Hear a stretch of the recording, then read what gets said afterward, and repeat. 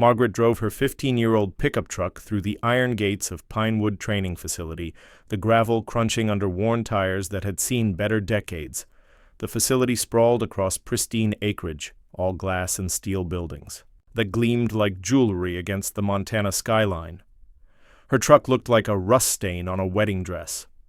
She'd driven 4 hours to get here, taking back roads through small towns where gas stations still had attendants and diners served coffee in actual ceramic mugs.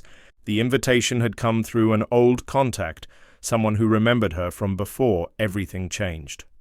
"Open qualifier," the email had said. "All skill levels welcome." She'd almost deleted it.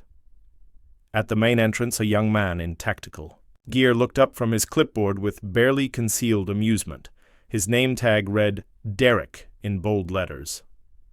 Behind him, floor-to-ceiling windows showcased the indoor ranges where shooters in expensive gear adjusted high-end optics under perfect lighting. "Ma'am, are you here for the cafeteria staff interviews?" Derek asked, his eyes taking in her thrift store parka, navy blue with a small tear near the left pocket that she'd mended with navy thread. "Those are handled through the back entrance."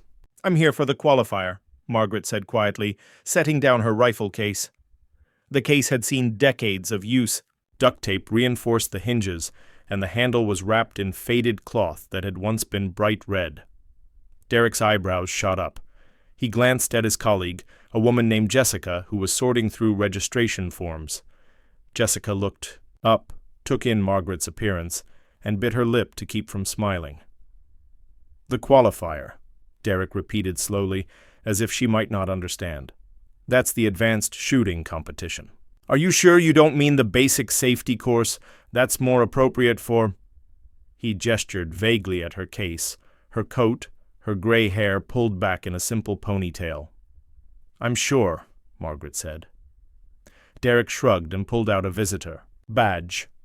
He clipped it to her coat without asking for identification, without checking any list.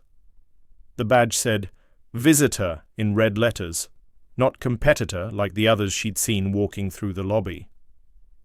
"Lane assignments are posted on the board," he said, already turning away. "Good luck." As Margaret walked through the lobby, conversations quieted around her. The main lounge was a shrine to precision shooting, oil-finished walnut walls, trophy cases filled with gleaming awards, mounted rifles under museum-quality glass. Names were engraved in brass beneath black and white photographs. Champions, founding donors, decorated officers. Crystal tumblers rested on polished trays beside bottles of bourbon positioned like art pieces. A group of younger shooters sat on leather couches, their gear bags bearing logos of expensive manufacturers. One of them, a man in his 30s with perfectly styled hair, nudged his companion. "Think she got lost looking for the Walmart shooting range?" he murmured, loud enough for others to hear. His friend, a woman in tactical clothing that probably cost more than Margaret's truck payment, glanced over. "Someone's aunt decided to play army for the day." Margaret kept walking, her steps steady on the polished concrete. She'd heard worse. She'd survived worse. Near the main stairwell, 3 instructors stood comparing data on a shared tablet. They wore matching polo shirts with the Pinewood logo embroidered in gold thread. One of them, a man with sergeant stripes tattooed on his forearm, looked up as she passed. "We're letting just anyone walk through now," he muttered to his colleagues. Margaret climbed the stairs to the archive gallery where museum-style spotlights illuminated the facility's history. Black and white photographs showed the early range founders, their names etched beneath in uniform font.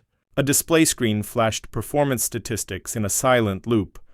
Wind readings, shot groupings, trajectories that looked like abstract art.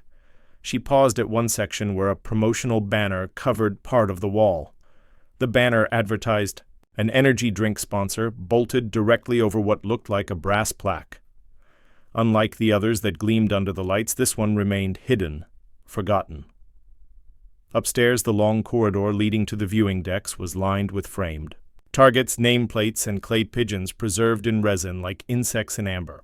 Staff members wore embroidered quarter-zips and discreet earpieces, most carrying clipboards or coffee cups.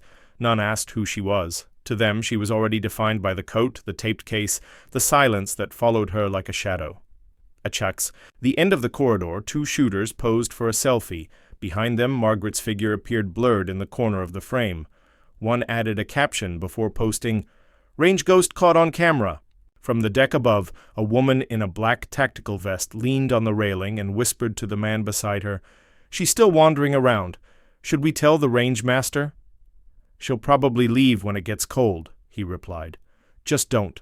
Let her get near the tower." Margaret passed beneath them without looking up. Near the main conference room, a large digital screen cycled through donor names in gold text, each one highlighted then replaced in a slow, reverent sequence. Her name wasn't there. Not anymore. Beneath the screen, an older target print had been framed in black, a perfect group of 12 rounds in a pattern no wider than a quarter. No signature, just a line of text below, 1,000 meters standard wind verified. Two shooters studied it as Margaret walked by.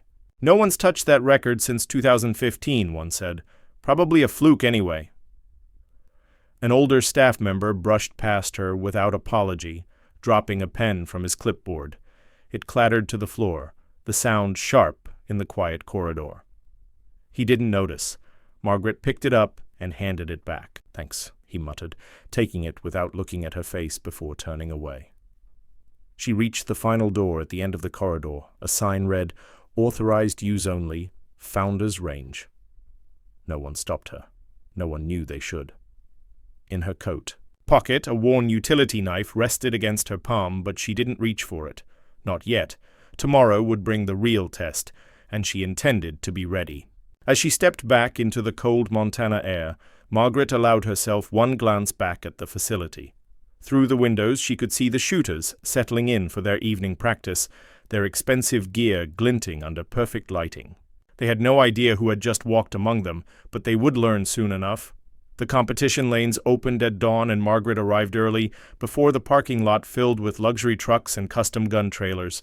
Sunlight flashed off. Steel rails and glass panels as elite shooters began setting up across the platforms, unfolding branded mats and adjusting high-end gear with the practiced ease of professionals. Pinewood's main viewing deck was already crowded with spectators, defense industry executives, venture-backed tactical companies, and retired contractors turned observers. Each had claimed spots behind tinted partitions, drinks in hand, treating the event like a country club tournament.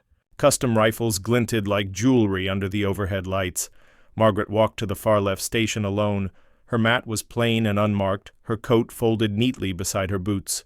Around her, shooters adjusted precision scopes and toggled turret locks while assistants read out wind data in hushed, reverent tones. Everything gleamed: bolts, bipods, nameplates, tablets. By comparison, her rifle case looked like something pulled from a garage sale. A metallic token skittered across the concrete and landed beside her elbow. Someone had written "Janitor Shift" in black marker across its surface. No one claimed it. No one apologized. Margaret didn't touch it.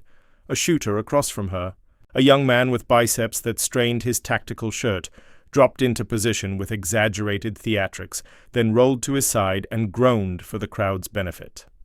"She's going to eat that recoil," he announced, loud enough for the viewing deck to hear. Laughter followed, mostly from the younger competitors clustered around lane assignments. One of them held up a phone screen showing a private live stream. In the chat, lines of text scrolled fast. She brought a musket to a laser fight, and "this is going to be painful to watch." Margaret opened her case without reacting. The latches gave with a soft crack that seemed loud in the sudden quiet around her station. Inside, the rifle was clean, its wooden stock scratched but obviously cared for. The scope was older, its finish dulled around the rim, but the glass was crystal clear. She laid everything out piece by piece, checking each round with steady fingers, before aligning them in a dented metal tray that had seen decades of use. Her movements were economical, practiced, utterly without showmanship. Above her lane, the digital scoreboard blinked to life. Mock entry, number 9. No team badge, no name. Just the number and an empty profile icon where her photo should have been. On the deck behind her, a woman with a tactical vest worth more than most people's cars leaned on the rail and stage whispered, "Who let Grandma sign up for open range?" Someone laughed. Someone else hit record. Margaret stayed focused on her equipment. From the side pocket of her case, she pulled out a small, worn notebook bound with a rubber band that had lost most of its elasticity. She flipped to a marked page, revealing faded ballistics notations running in careful columns down the paper. Wind calculations, hold points, custom calibrations drawn by hand in pencil that had been erased and rewritten countless times. She scanned the page briefly, nodded once, then closed the cover and placed it beside her gear. Down the row, a rangemaster barked out final safety checks.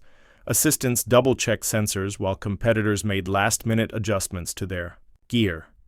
One pair of shooters joked loudly about needing a broom to sweep up her pride after this disaster. No one offered Margaret help. No range officer approached to check her equipment or verify her qualifications. She didn't need them. She lowered herself into the prone position, her left arm braced beneath the stock, her right palm open over the rear grip. Her cheek met the rifle-like muscle memory returning after a long absence. Her breathing slowed, not labored, just quiet and controlled. Someone behind her muttered, "She doesn't even have a team patch." Another voice added, "Bet she's here to ghostwrite the safety manual." The laughter died more slowly this time, replaced by the kind of anticipatory quiet that comes before a spectacle. Camera phones adjusted angles. The official range camera focused in, and the live stream chat blinked with digital GIFs and reactions. Margaret's face showed nothing. No acknowledgement of the crowd, no break in concentration. She slid the bolt open and fed the first round in with the care of someone who understood that precision began long before the trigger was pulled. The range display pulsed from red to green. The timer started counting down. She exhaled once and waited, her body perfectly still against the mat. Above her, wind moved through the pine trees, carrying the scent of cold air and distant snow. The 1,000-meter target looked impossibly small from where she lay, a postage stamp planted in the earth at the far end of the range. From the tower, a range officer's voice cut through the morning air with barely concealed amusement. Next on a deck, mock entry number 9, open qualifier, 1,000-meter attempt. This should be interesting. The crowd stirred with anticipation. Some leaned forward. A few started clapping. Slow, exaggerated, theatrical applause that felt more like mockery than encouragement. Margaret didn't look up. She didn't acknowledge the crowd or the cameras or the whispered bets being placed on how badly she would miss. She simply breathed with the wind, felt the rifle settle into the natural hollow of her shoulder, and waited for the perfect moment between heartbeats. The green light flashed. The timer zeroed, and in that crystalline instant of absolute stillness, Margaret began to show them exactly who they had underestimated. The mechanical click of the laser tracking system coming online was the only sound that mattered now. Margaret's world had narrowed to the space between her cheek and the rifle stock, the crosshairs steady in her scope, and the distant target that wavered slightly in the morning heat shimmer. Around her, the last whispers faded into expectant silence. Phone cameras held steady. In the viewing deck above, someone's ice cubes clinked against their glass as they took a nervous sip. Margaret's breathing found its rhythm, not the forced technique of weekend warriors, but the natural cadence of someone who had learned to shoot when silence meant survival. Inhale, exhale, not rushed, not held. The kind of breathing that became automatic after years of practice in places where mistakes had consequences beyond embarrassment. Her finger found the trigger guard, then slipped naturally to the trigger itself. The metal was cold against her skin, familiar as an old friend's handshake. She didn't think about the crowd or the cameras or the young man who had predicted she'd eat the recoil. There was only the target, the wind, and the space between intention and action. The first shot came like punctuation at the end of a long sentence. Inevitable, precise, final.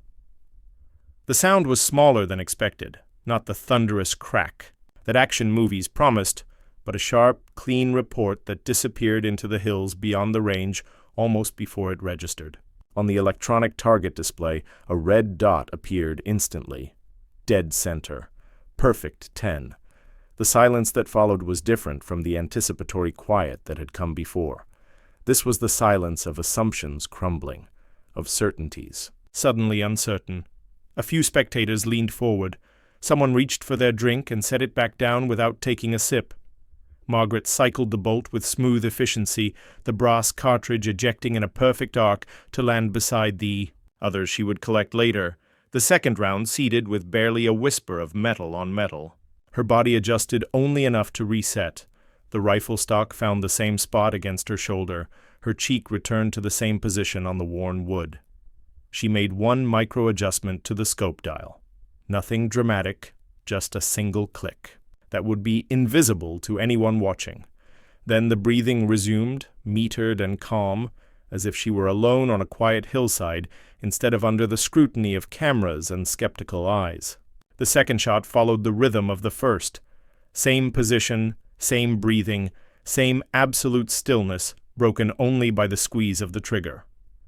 The electronic display blinked, then locked on a second red dot, invisible under the first because it had found the exact same point of impact. In the balcony lounge, a man who had been live-streaming the disaster cleared his throat and said nothing. His phone lay forgotten in his hand, the live chat scrolling with comments he no longer bothered to read. A younger shooter at the far. Bench started to whisper something to his friend and stopped mid-sentence when the third shot landed.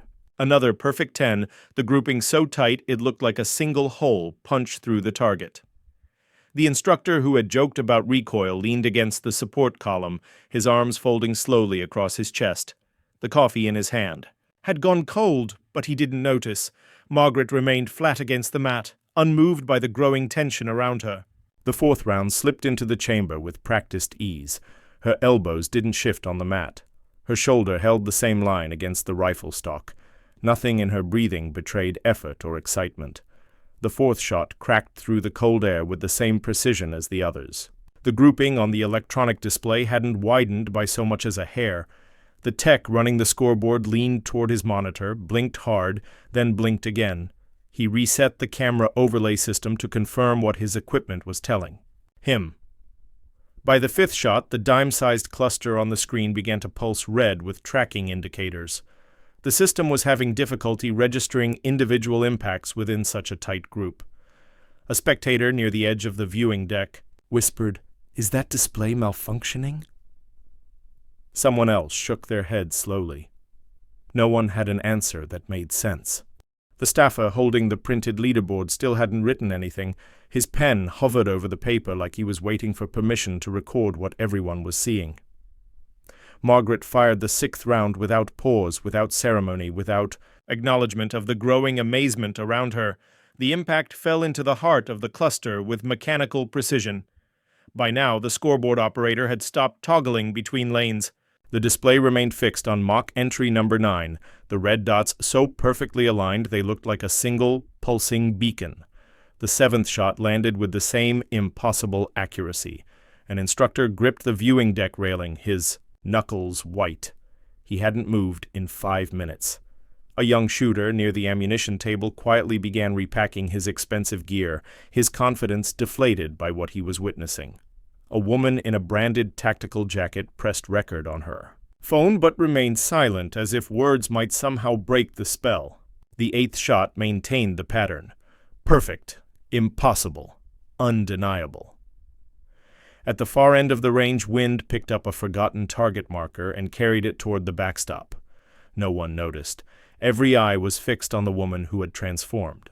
From object of ridicule to something approaching reverence in the space of 8 trigger pulls. The ninth shot came without delay, without drama, with the same methodical precision that had characterized all the others. The sensors took a full second to register the impact, the laser system struggling to differentiate between rounds, landing in virtually identical positions. The tech behind the scoring booth raised his hand and shook his head once, as if to clear it. The automated printer clicked to life, spitting out verification data that would be checked and rechecked in the hours to come. Margaret's hand moved to the final round. She lifted it, examined it briefly in the morning light, then seated it in the chamber and closed the bolt.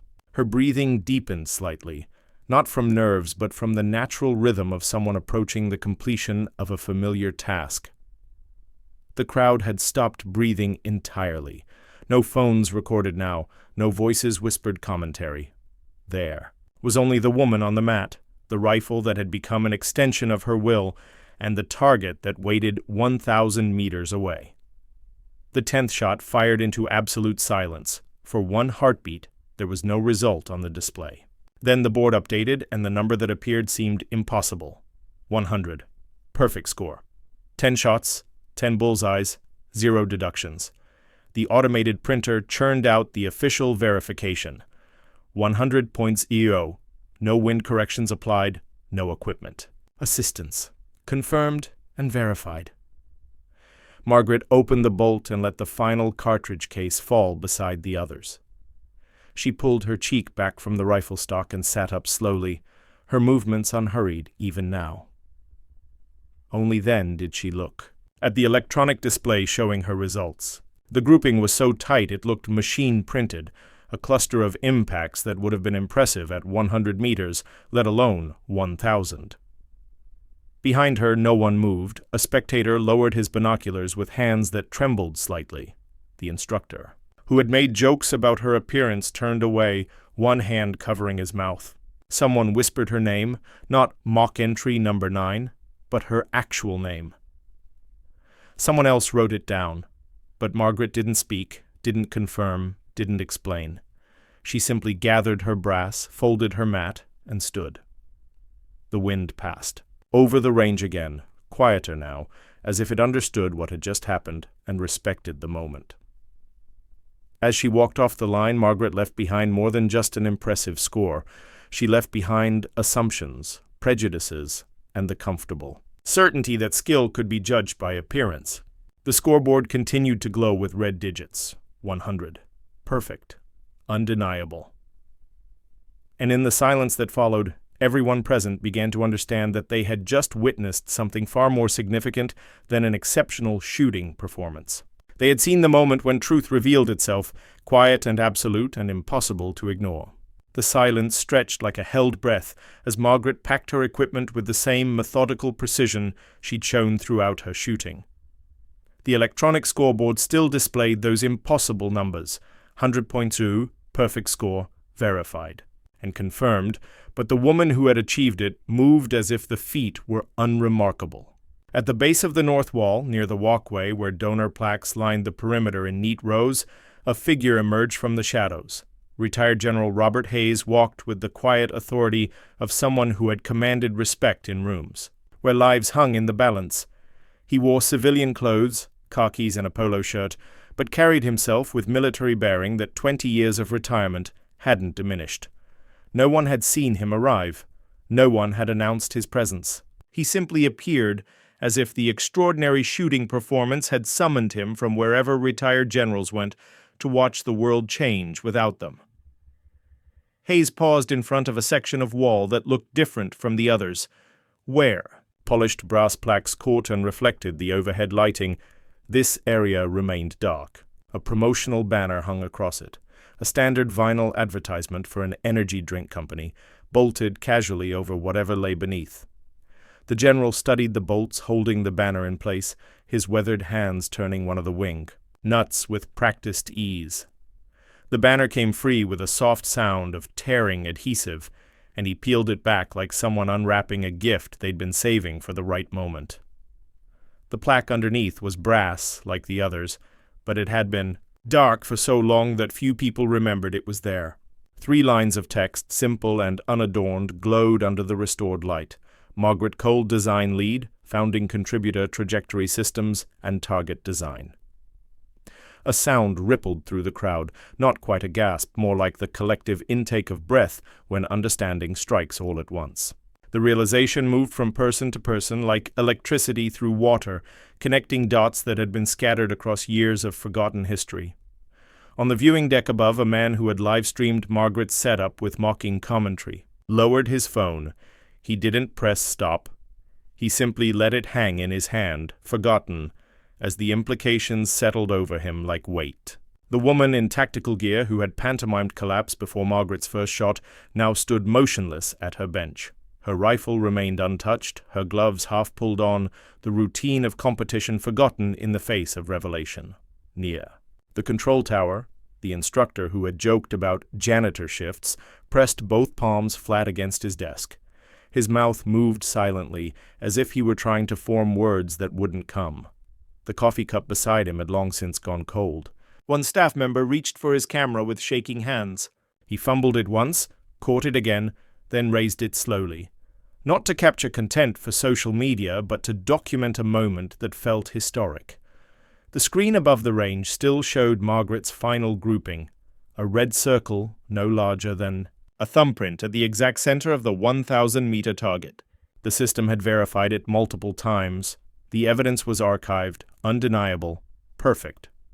But Margaret herself seemed untouched by the growing commotion around her unveiled identity. She stood at the edge of her shooting mat, her rifle now resting. In its worn case, her expression unchanged. The same quiet competence that had carried her through 10 perfect shots now sustained her through the moment of recognition. In her right hand, half concealed by the cuff of her coat, was a faded ID badge. The laminate had yellowed with age and the lettering had worn to ghostly print, but the barcode remained visible. So did the photograph, younger then, but unmistakably her. A lanyard marked with Pinewood's founding year curled once around her palm. General Hayes stepped away from the newly revealed plaque and looked directly at Margaret. He didn't salute.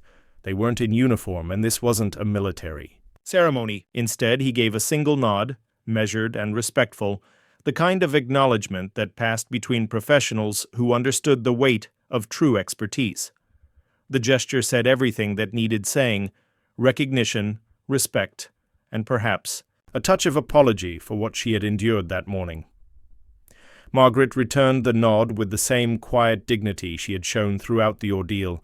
No vindication speech, no demands for apology, no dramatic revelation of her credentials.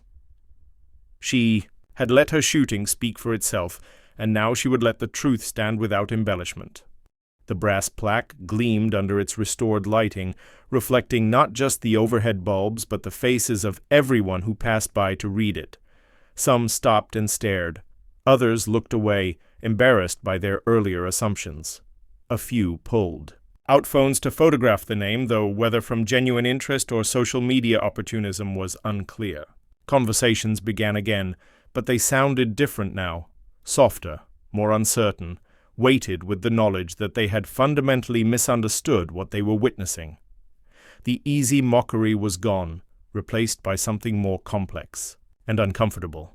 Margaret shouldered her rifle case and walked toward the exit with the same unhurried pace she had maintained all morning. A few people stepped aside to let her pass, though she hadn't asked them to move. The visitor badge, still clipped to her coat, looked suddenly inadequate, a bureaucratic oversight that highlighted how completely the facility's systems had failed to recognize who walked among them. She didn't look back at the plaque bearing her name, didn't acknowledge the whispered conversations that followed in her wake. She had come to shoot, had shot perfectly, and now she was leaving. The brass on. The wall would speak for itself long after she was gone. As Margaret reached the exit, General Hayes called out softly, "Ma'am?" She turned, one hand on the door handle. "Thank you for the reminder," he said simply.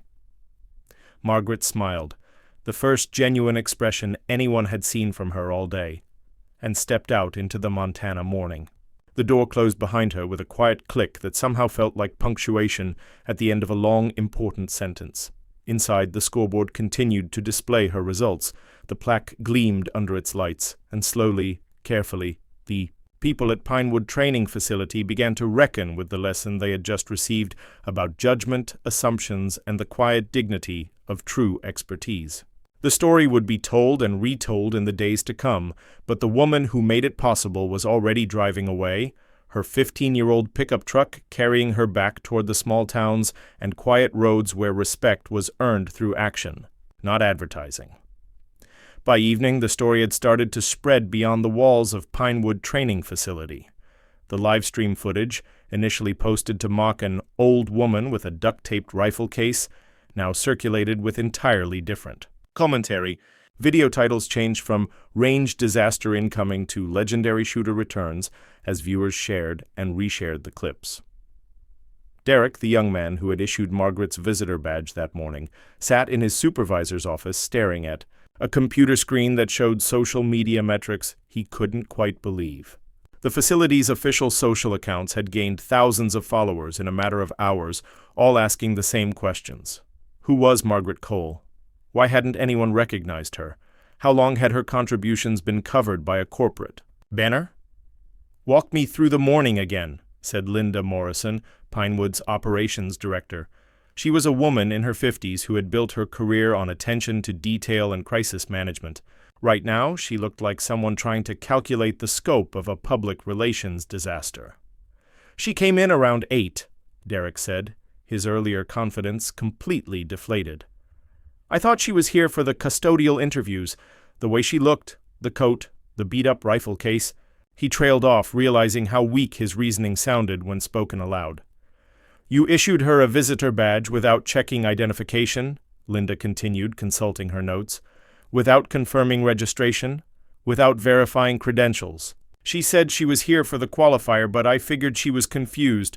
People get lost, end up in the wrong place. It happens all the time."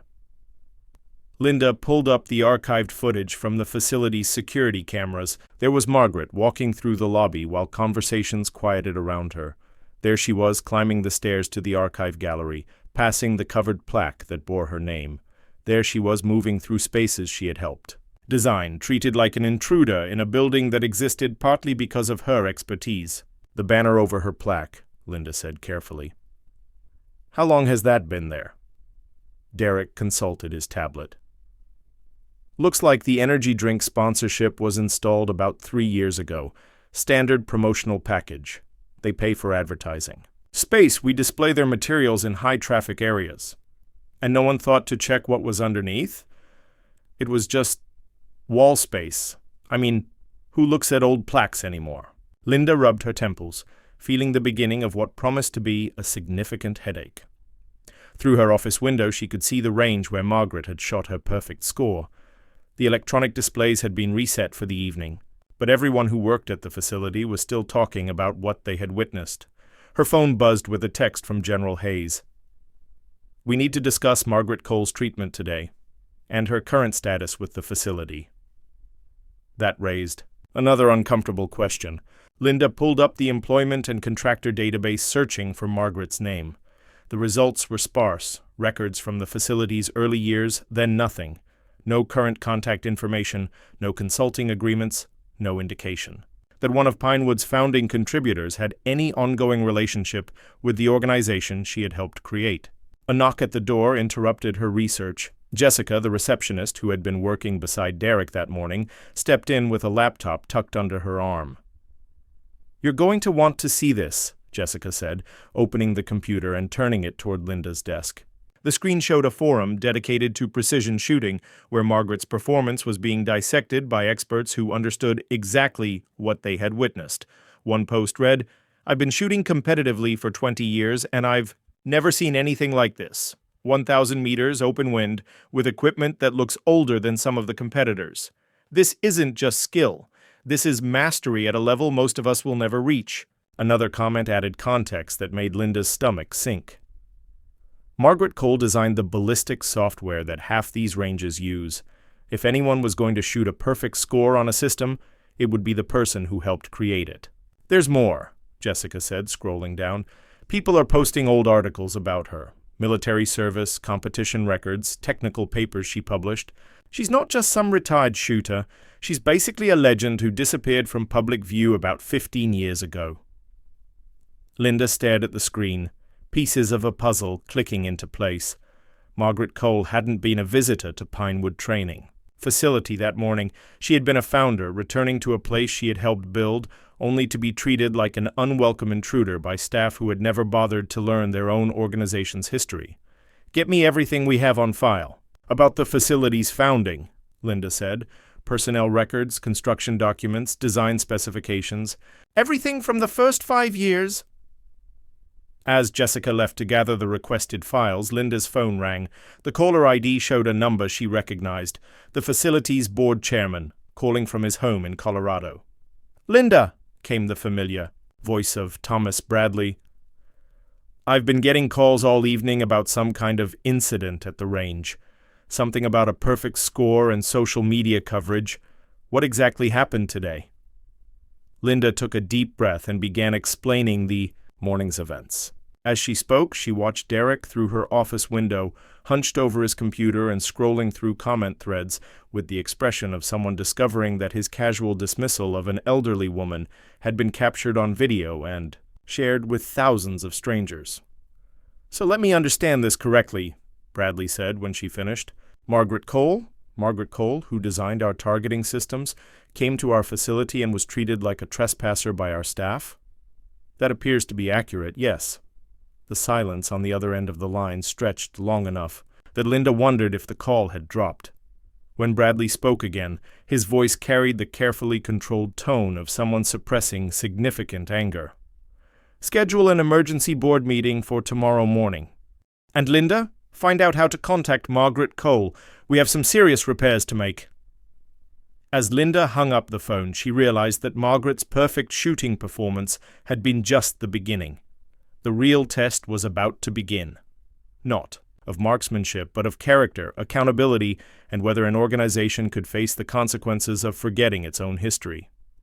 Outside, the Montana evening was settling over Pinewood Training Facility like a blanket. The ranges were quiet, the scoreboard displays dark. But in offices and homes across the area, people were still talking about the woman who had reminded them that skill, dignity, and excellence could come in packages they weren't expecting to recognize. The reckoning had begun, and everyone involved was about to learn whether they had the courage to face what they had revealed about themselves.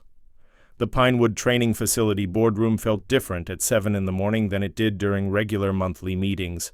The polished walnut table that usually hosted discussions about quarterly profits and expansion plans now served as the stage for something approaching a tribunal. Thomas Bradley sat at the head of the table, his silver hair impeccably styled. Despite the early hour, as chairman of Pinewood's board of directors, he had built his reputation on careful decision-making and measured responses to crisis. This morning, however, his usual composure showed cracks around the edges. "Before we begin," Bradley said, adjusting his reading glasses, "I want everyone to understand the scope of what we're dealing with. This isn't just about one woman having a bad experience at our facility.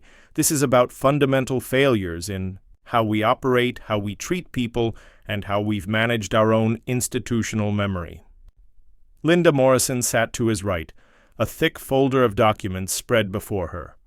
She had worked until nearly midnight gathering information about Margaret Cole's involvement with Pinewood, and what she had discovered painted a picture that grew more embarrassing with each page.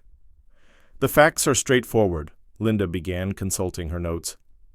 Margaret Cole was one of 3 founding technical consultants who designed this facility's ballistic systems, targeting equipment and range layouts. She held security clearances, consulted on military contracts, and her ballistic software still runs our scoring systems. Her contributions were instrumental in establishing Pinewood as a premier training facility. "And yesterday morning, our staff treated her like she was lost," added board member Rebecca Walsh, a former military officer whose own shooting credentials had earned her a seat at the table. "This isn't just embarrassing. It's a fundamental breach of the respect we owe to the people who built this place." Derek sat at the far end of the table, looking like he wished he could disappear into the leather upholstery. Beside him, Jessica nervously shuffled through printouts of social media posts that had continued multiplying overnight. "The online response has been significant," Jessica reported, her voice barely above a whisper. "The original live stream has been viewed over 200,000 times. Comments range from supportive of Mrs. Cole to highly critical of our staff's behavior." Bradley pulled up his tablet and began reading selected comments aloud. "How do you not recognize a legend in your own building? This is why old-school shooters avoid fancy ranges. All flash, no respect for real skill. That woman forgot more about shooting than these kids will ever learn." He set the tablet down, with a sound that seemed too loud in the quiet room. "General Hayes has also been in contact. He's requesting a formal review of how we handle veteran visitors and suggesting we implement better protocols for recognizing distinguished guests." Linda opened another folder. I've been researching Mrs. Cole's background more thoroughly. Her military service included specialized marksmanship training and combat deployment. After leaving active duty, she competed at national levels while simultaneously working as a technical consultant for defense contractors. Her ballistics research papers are still cited in current literature. And we covered her memorial plaque with an advertisement for energy drinks, Walsh said flatly. The weight of that statement settled over the room like smoke. Everyone present understood that what had happened wasn't just a social media embarrassment. It was a moral failure that reflected poorly on their character and judgment. "What's our current relationship with Mrs. Cole?" Bradley asked. Linda consulted her files again. "That's part of the problem. We don't have one. Her consulting contract ended 15 years ago when the facility construction was completed. No one maintained contact. No one invited her to anniversaries or special events. As far as our current records show, she doesn't exist." Derek finally spoke up, his voice tight with stress. "I keep thinking about how she signed in. Just 4 quick strokes, no questions asked. She didn't argue or demand recognition. She just signed and walked away." "Boss, because she didn't come here for recognition," Walsh observed. "She came to shoot, and when she was mocked and dismissed, she let her performance speak for itself." Bradley stood and walked to the window overlooking the main range. In the distance, early morning shooters were setting up for practice, their expensive gear glinting in the sunrise. None of them knew they were using systems designed by the woman their colleagues had ridiculed the day before. "The question now," Bradley said without turning around, "is how we make this right. Not for our public image, though that's important, but because it's the correct thing to do." Linda had been preparing for this moment. "I've drafted several proposals. First, we need to reach out to Mrs. Cole directly with a formal apology. Second, we need to review our staff training to ensure this never happens again. Third, we should consider how to properly honor her contributions going forward." "Do we even know how to contact her?" Walsh asked. "We're working on that. General Hayes may have current information." Bradley returned to his seat, his expression resolving into the focused determination that had built his business empire. "Here's what we're going to do. Linda, make contact with Mrs. Cole however possible. Offer a personal meeting with myself and General Hayes. Not here, wherever she's comfortable. Jessica, draft a public statement acknowledging our mistake and Mrs. Cole's contributions. Derek looked up, his face pale. You're going to personally deliver that apology to Mrs. Cole when we arrange the meeting. This happened on your watch, and you're going to own it." "Yes, sir," Derek said quietly. "Furthermore," Bradley continued, "I want a complete review of our historical records. Every founding contributor, every designer, every person who helped. Build this place should be properly recognized. No more corporate banners covering memorial plaques. No more institutional amnesia." Walsh nodded approvingly. "What about the staff who were making jokes during her performance? The instructors who called her a lost cowgirl and talked about janitor shifts?" The room fell silent. Everyone had seen the videos, heard the audio of grown professionals mocking an elderly woman who had achieved something they could only dream of. "Disciplinary action," Bradley said firmly. "We can't have employees representing this facility who show that level of disrespect to any visitor, let alone a founding contributor. Professional coaching at minimum, termination if necessary." Linda made notes on her legal pad. "I'll coordinate with HR on appropriate responses, but sir, there's something else we need to consider. The shooter who achieved yesterday's perfect score wasn't just any retired competitor. Based on the records I've found, Mrs. Cole may be one of the most accomplished marksmen ever to use this facility." She pulled out a document that had been buried in the facility's archived files. "This is from our opening year. Mrs. Cole set the 1,000-meter range record that stood until yesterday. She broke her own record." The implications hit everyone simultaneously. Margaret Cole hadn't just visited Pinewood Training Facility and shot well despite being treated poorly. She had returned to a place she helped create and exceeded her own legendary performance while enduring mockery from people who didn't even know they were in the presence of greatness. Bradley checked his watch. "I want contact established with Mrs. Cole within 24 hours. I want our apology delivered within 48 hours." And I want a plan for properly honoring her contributions within a week. He stood, signaling the meeting's end. Ladies and gentlemen, we've learned something important about ourselves yesterday, and it wasn't flattering. Now we get to find out what kind of people we really are, the kind who make excuses and hope the problem goes away, or the kind who face their mistakes and do better. As the board members filed out, Derek remained in his chair, staring at the table. The visitor badge he had so casually clipped to Margaret Cole's coat the previous morning sat in front of him. Not the actual badge, but a printed photo of it from the security footage. Visitor in red letters. The word seemed to mock him. Now, a reminder that sometimes the most important people are the ones you don't recognize until it's almost too late. Outside, the Montana morning was crisp and clear. Somewhere out there, Margaret Cole was probably having coffee in a small-town diner, reading a newspaper, living the quiet life she had chosen after years of service that few people would ever fully understand. The question now was whether the people at Pinewood Training Facility had learned enough about respect, dignity, and the danger of assumptions to earn the chance to tell her how sorry they were and how grateful they should have been all along. Margaret Cole lived 43 miles from Pinewood Training Facility in a town called Cedar Ridge that most people passed through without stopping.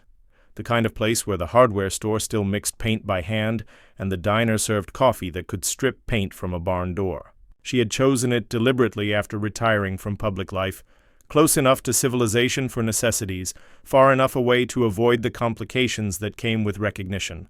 Her house sat on 2 acres of scrubland at the end of a gravel road, a modest ranch-style building with a workshop that had better lighting than some professional gunsmith shops. The workshop was where she spent most of her time now, restoring vintage firearms for collectors and occasionally crafting custom pieces for clients who understood that true craftsmanship couldn't be rushed. She was adjusting the trigger mechanism on a 1943 Springfield when her landline rang. Margaret still used a landline because cell service in Cedar Ridge was spotty at best, and she preferred the reliability of copper wires and old-fashioned engineering. "Mrs. Cole, this is Linda Morrison from Pinewood Training Facility." Margaret set down her tools and reached for the coffee cup that had gone cold an hour ago. She had been expecting this call since driving away from the range the previous morning. "Ms. Morrison," she said simply, "Mrs. Cole, I'm calling to apologize for your treatment at our facility yesterday. What happened was completely unacceptable, and I want you to know that we're taking immediate action to address the situation." Margaret listened to the carefully prepared speech about staff training, cultural changes, and the board's commitment to honoring founding contributors. Linda Morrison sounded sincere, but Margaret had heard similar words before in different contexts, when organizations realized they had made public mistakes that required public corrections. "Ms. Morrison," Margaret said when Linda paused for breath, "can I ask you a question?" "Of course." "How long has my plaque been covered by that banner?" The silence stretched long enough that Margaret could hear papers rustling on the other end of the line. "About 3 years," Linda finally admitted. "And in those 3 years, how many staff meetings were held in that corridor? How many tours for important visitors? How many times did employees walk past that banner without wondering what was underneath?" Linda had no good answer, and they both knew it. "Mrs. Cole, our board chairman, Thomas Bradley, would very much like to meet with you personally, at your convenience, at a location of your choosing. He wants to apologize directly and discuss how we can better honor your contributions to the facility." Margaret walked to her workshop window, looking out at the hills where she had taught herself to shoot as a teenager, using her grandfather's 2 rifle and targets made from paper plates tacked to fence posts. The irony wasn't lost on her that she had traveled full circle, from those humble beginnings to military service, professional competition, technical consulting, and now back to a simple workshop where her only audience was herself. "I appreciate the offer," Margaret said, "but I'm not sure a meeting is necessary. Mrs. Cole, please, we understand we made a serious mistake. We want the opportunity to make it right." Margaret considered this. She hadn't driven to Pinewood seeking vindication or recognition. She had gone because someone had sent her an invitation to an open qualifier, and she had been curious to see how her old systems were performing. The mockery had been unpleasant but not surprising. She'd faced worse in military service and professional competition. What bothered her more was the institutional amnesia, the casual way her contributions had been erased and forgotten. Not out of malice, but out of indifference, which was somehow worse.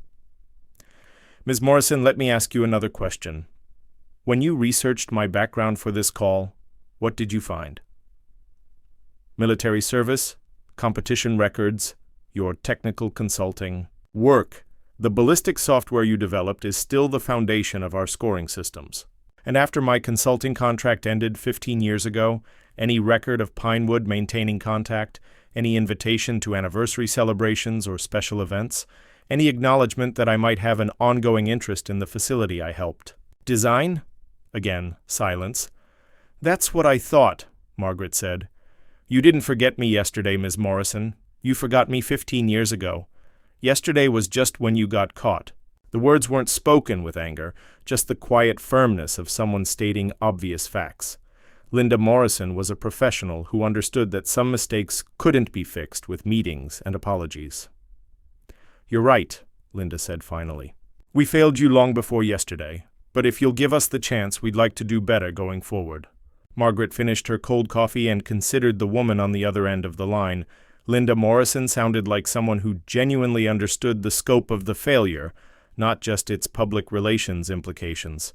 There's a diner in Cedar Ridge called Annie's, Margaret said. Tomorrow at 10 in the morning. Mr. Bradley can buy me coffee and we can talk. Thank you, Mrs. Cole. Is there anything specific you'd like us to prepare for the meeting? Margaret smiled, though Linda couldn't see it. Just an honest conversation. And Ms. Morrison, don't bring cameras or press releases. This isn't a photo opportunity. After ending the call, Margaret returned to her workbench. The Springfield's trigger mechanism required precise calibration. Too light and it became dangerous, too heavy and it affected accuracy. Like most things in life, it was about finding the right balance. She had spent yesterday morning being judged by people who knew nothing about her background, her service, or her contributions to their profession.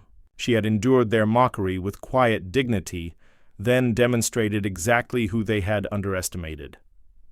Now they wanted to apologize and make amends.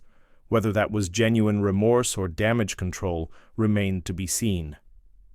But Margaret had agreed to the meeting because she believed in second chances, even for people who had made first impressions as poor as Derek's. Besides, she was curious to see if Thomas Bradley was the kind of man who could admit mistakes without making excuses.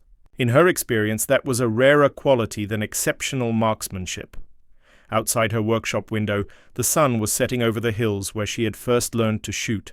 Tomorrow would bring another test, not of her ability to hit targets, but of other people's ability to face uncomfortable truths about respect, dignity, and the assumptions they made about strangers. Margaret cleaned her tools and locked the workshop for the night. She had learned long ago that the most important battles weren't always won with perfect shots, but with perfect character. Tomorrow's meeting would reveal whether the people at Pinewood Training Facility understood that distinction. In the distance, a coyote called across the valley, its voice carrying on the evening wind. Margaret listened to the sound and smiled. Some things at least remained unchanged in a world that sometimes forgot to value what mattered most. Annie's Diner had been serving coffee and honest conversation in Cedar Ridge for 37 years, the kind of place where regulars had their own coffee cups hanging on hooks behind the counter, and strangers were welcomed with the same easy warmth that made small towns worth preserving. Margaret arrived at 9:45, early enough to claim her preferred booth by the window where she could watch the parking lot. She ordered coffee from Annie herself, a woman in her 70s who had outlasted 3 economic downturns, and still made pie crust from her grandmother's recipe. Expecting company? Annie asked, noting that Margaret had requested the larger booth. Business meeting, Margaret said simply. At exactly 10 o'clock, a black SUV pulled into the gravel parking lot. Thomas Bradley stepped out first, a man in his 60s wearing khakis and a button-down shirt that probably cost more than most people's weekly groceries. Behind him came Linda Morrison, carrying a leather portfolio, and Derek, who looked like he hadn't slept well in days. Margaret watched them pause outside the diner, taking in the weathered siding and hand-painted sign that hadn't been updated since the Carter administration. They were clearly out of their element, but to their credit, they came inside without hesitation. Bradley approached her booth with the confident stride of someone accustomed to boardrooms and country clubs, but his expression was appropriately serious.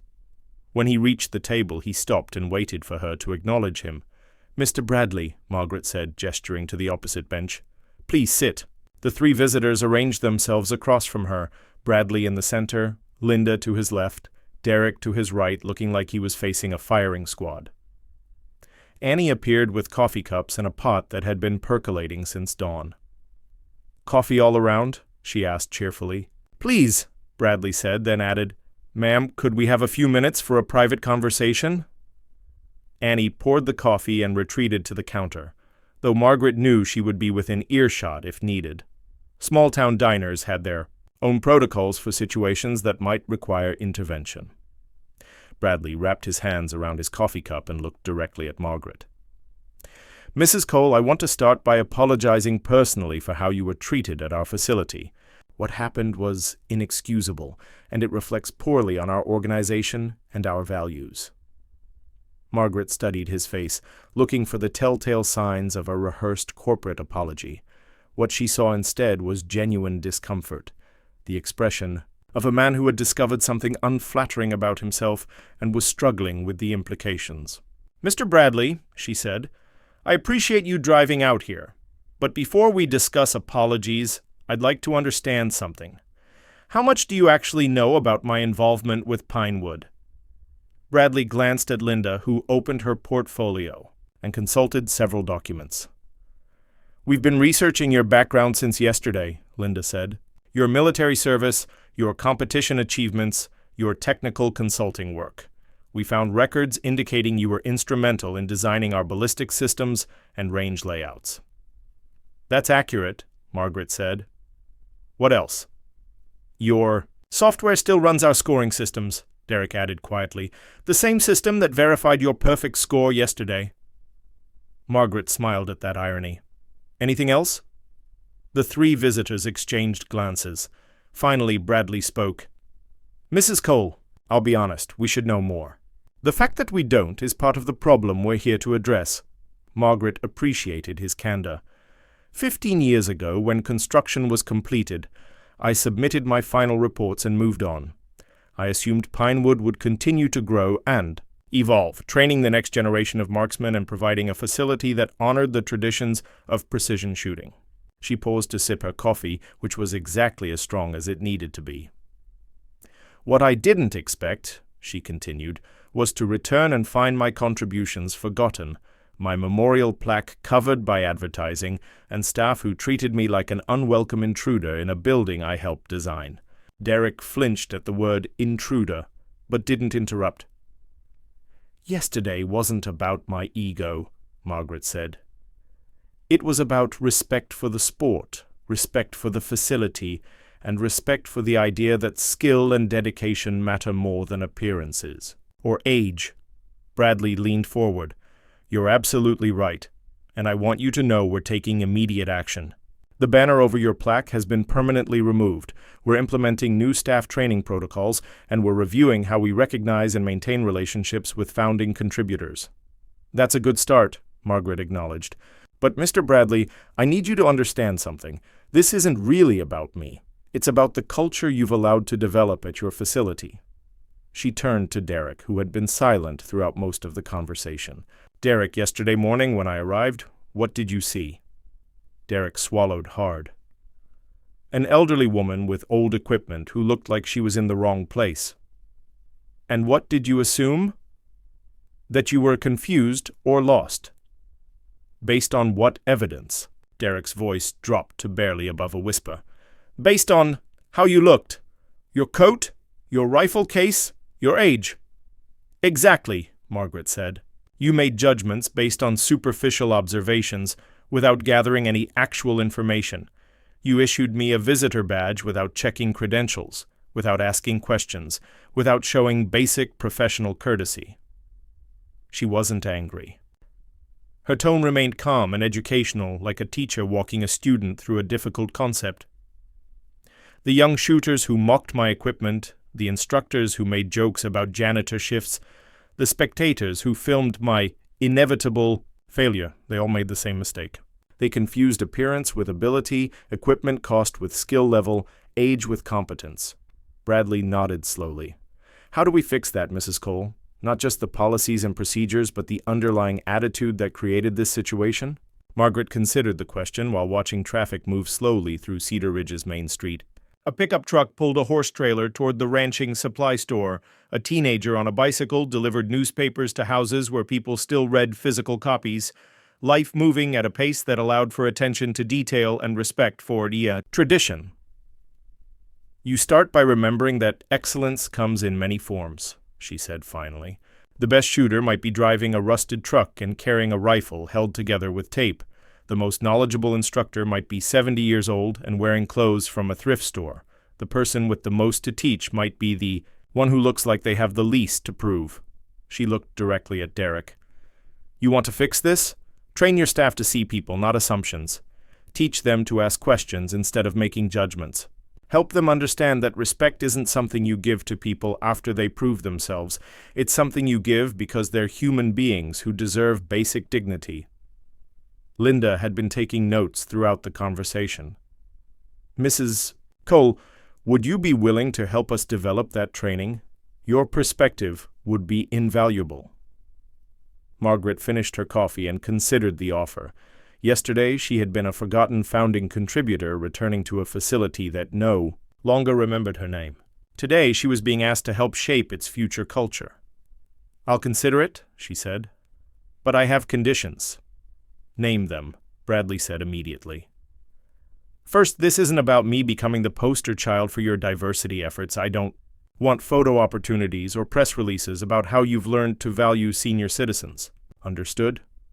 Second, any training program needs to address the fundamental issue of respect, not just for elderly visitors or founding contributors, but for every person who walks through your doors. The janitor, the beginner taking their first class, the competitor having a bad day. Agreed. Third, if you're serious about honoring the sport and its traditions, you need to maintain institutional memory. Document your history, recognize your contributors, and make sure future employees understand where they came from. Bradley extended his hand across the table. Mrs. Cole, would you be willing to help us become the kind of facility that deserves your contributions? Margaret shook his hand, feeling the firm grip of someone who understood that words needed to be backed by action. Mr. Bradley, I came to your facility yesterday to shoot 10 rounds at a target. Instead, I ended up teaching a lesson about assumptions, respect, and the danger of judging people by their appearance. She smiled, the same genuine expression that had surprised General Hayes the day before. I suppose I can spare some time to help you learn it properly. Outside Annie's diner, the Montana morning continued its patient progression toward afternoon. In a few hours, Margaret would return to her workshop and the Springfield trigger mechanism that still needed calibration. But first, she would help design a different kind of precision, the careful adjustment of attitudes and assumptions that would determine whether Pinewood Training Facility became a place that truly honored excellence regardless of the package. It came in. As the four of them walked toward the parking lot, Derek approached Margaret separately. Mrs. Cole, he said, his voice thick with genuine remorse, I'm sorry, not just for the visitor badge or the assumptions I made, but for not seeing who you really were. Margaret stopped and looked at him directly. Derek, yesterday you saw an elderly woman with old equipment. Today you see a founding contributor with impressive credentials. Tomorrow I want you to see individual human beings who deserve respect regardless of their story. She placed a hand on his shoulder, the gesture both forgiving and instructive. The best lesson you can learn from this isn't about recognizing famous people. It's about treating everyone with the dignity they deserve, whether they're legends, in disguise, or beginners taking their first shot. Derek nodded, understanding that he had been given something more valuable than a simple apology, a chance to become better than he had been. As Margaret drove home to Cedar Ridge, she reflected on the unexpected turn her quiet retirement had taken. She had spent yesterday proving that skill and determination could overcome mockery and disrespect. Today, she had chosen to help ensure that future visitors wouldn't face the same challenges. Some battles were won with perfect shots. Others were won with perfect character. Margaret Cole had always excelled at both. 6 months later, Pinewood Training Facility unveiled its new orientation program. Every employee, from range officers to administrative staff, completed training that emphasized respect, inclusion, and the recognition that expertise comes in many forms. The energy drink banner never returned. Margaret's plaque gleamed under permanent lighting, joined by a comprehensive display honoring all founding contributors. Beside it, a small placard bore a simple inscription: "Excellence requires no introduction." Derek still worked at the front desk, but his approach had changed fundamentally. He asked questions instead of making assumptions, checked credentials instead of relying on appearances, and treated every visitor with the respect that Margaret Cole had taught him they deserved. And on quiet mornings when the range was empty, staff members would sometimes pause at the 1,000-meter line and remember the day when a woman in a thrift store coat and a taped rifle case reminded them that true strength needs no introduction. It simply speaks for itself, one perfect shot at a time. In Cedar Ridge, Margaret continued her quiet work in the shop behind her house, restoring vintage firearms and occasionally accepting invitations to consult on projects that interested her. She never spoke publicly about her day at Pinewood, but sometimes when young shooters visited seeking advice, she would remind them that respect was the most important skill they could master. After all, you never know who might be watching or who might have more to teach than you ever imagined. If you enjoyed this story, don't forget to hit the subscribe button and become a part of our Everyday Life Stories community. Where are you watching from? Drop a comment below. We love hearing from our amazing viewers around the world.